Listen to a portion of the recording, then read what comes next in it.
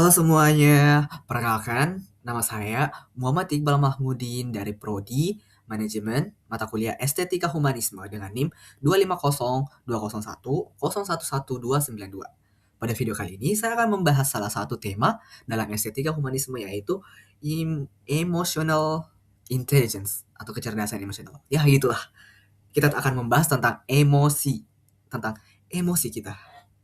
Saya memilih tema ini karena menurut saya kecerdasan emosional merupakan sesuatu yang sangat dekat dalam kehidupan kita sehari-hari.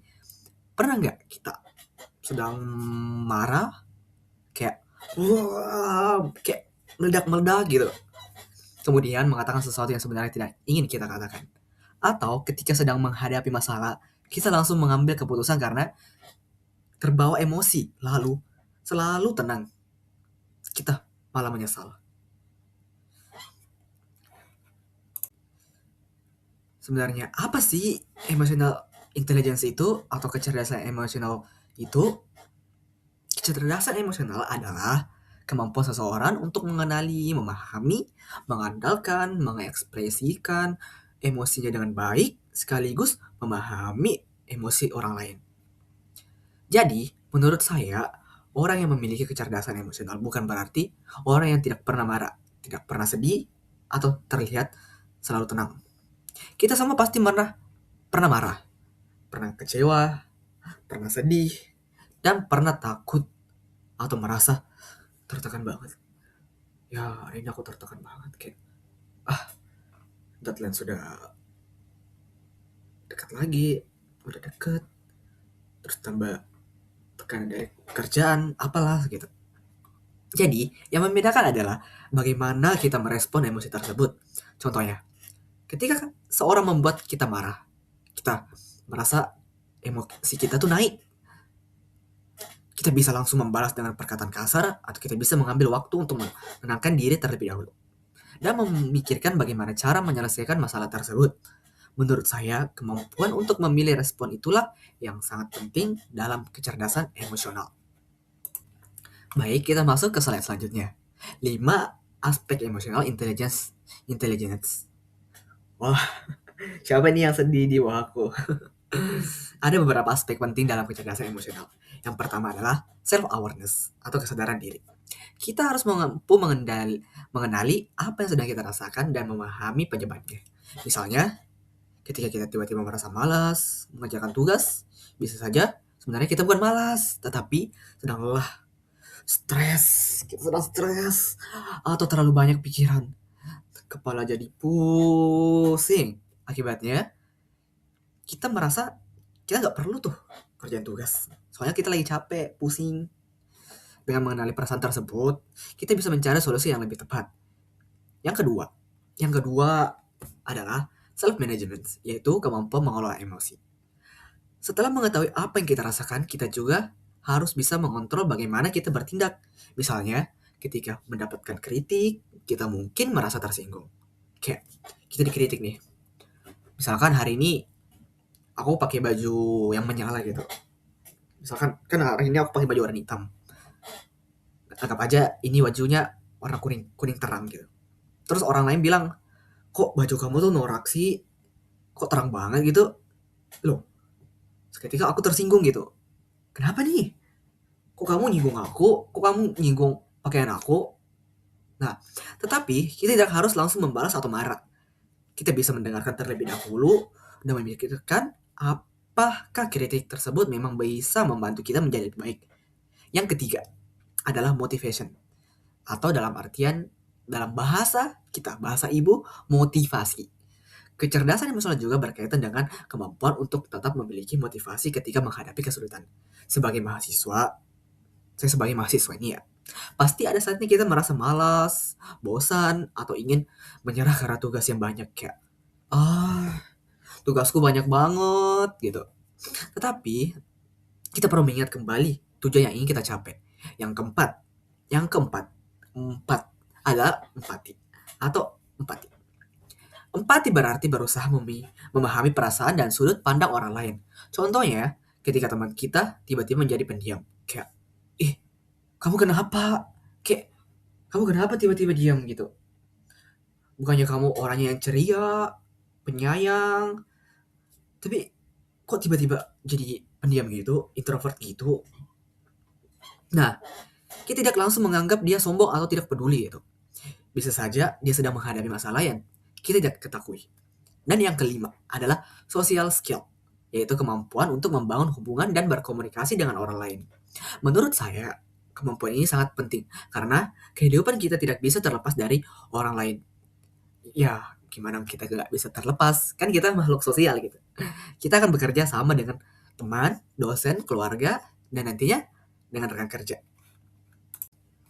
Wah, aku tadi habis dari atas, sekarang turun ke bawah lagi. Berikutnya adalah contoh dalam kehidupan mahasiswa. Sebagai mahasiswa, kalau kita lihat dalam kehidupan mahasiswa, emotional intelligence sebenarnya bisa kita terapkan dalam banyak situasi. Contohnya, ketika kita mengerjakan tugas kelompok. Terkadang ada anggota kelompok yang tidak bekerja sesuai dengan yang kita harapkan. Kita mungkin merasa kesal dan ingin langsung menyalahkan orang tersebut kayak, ih, kok kamu gak ikut ngerjain sih? Ini kerja kelompok loh, bukan kerja individu. Nah, tetapi kalau kita menggunakan kecerdasan emosional, kita bisa mencoba memahami situasinya terlebih dahulu. Maaf. Dan membicarakan masalah tersebut dengan cara lebih baik. Contohnya, ketika mendapatkan nilai yang kurang bagus, kita mungkin kecewa. Ya, nilai aku jelek hari ini, pasti mama kecewa. Pasti aku bakal dimarahin nih, kok nilai aku jelek gitu. Tetapi, daripada langsung bereaksi secara emosional, kita bisa mengevaluasi diri dan bertanya, apa yang kurang dari usaha saya? Menurut saya, cara kita menghadapi kegagalan juga menunjukkan tingkat kecerdasan emosional kita. Karena kegagalan sebenarnya bukan hanya tentang hasil yang tidak sesuai harapan, tetapi juga tentang bagaimana kita mengelola rasa kecewa dan menggunakannya sebagai motivasi untuk berkembang. Jadi, mengapa penting? Dari opini saya, menurut saya nih ya, emotional intelligence sangat penting karena kemampuan intelektual saja tidak selalu cukup untuk membuat seseorang berhasil dalam kehidupan. Seseorang mungkin memiliki nilai akademik yang tinggi, tetapi kalau kita tidak bisa mengontrol emosinya, sulit menerima kritik, atau tidak bisa menghargai orang lain, maka kemampuan tersebut bisa menjadi kurang. Berarti dalam kehidupan sosial, kayak intelektual kita, nilai akademik kita begini nih, begini tinggi nih. Tapi rasa emotional intelligence kita tuh gini nih, kayak gak balance ya kan. Sebaliknya, seseorang yang mampu memahami dirinya sendiri, mampu mengendalikan emosi dan mampu memahami orang lain akan lebih mudah membangun hubungan yang sehat. Saya juga berpendapat bahwa kecerdasan emosional bukan sesuatu yang langsung kita kuasai sejak lahir. Kayak kita dari kecil nih, kita dibentuk dari lingkungan keluarga maupun dari lingkungan sekitar. Kayak kita perlu belajar gitu. Kita perlu belajar dari pengalaman. Karena kita baru menyadari bahwa cara kita menghadapi suatu masalah kurang tepat setelah kita melakukan kesalahan. Kayak kita telat menyesalinya gitu. Kita baru sadar setelah ada dampak yang kita terima gitu. Menurut saya, menjadi dewasa bukan berarti kita tidak boleh memiliki emosi gitu. Kayak mati rasa aja gitu. Enggak. Justru menurut saya, menjadi dewasa adalah ketika kita mampu bertanggung jawab terhadap emosi kita dan kita menjadikan emosi sebagai alasan dan tidak menjadi dan tidak menjadikan emosi sebagai alasan untuk menyakiti orang lain.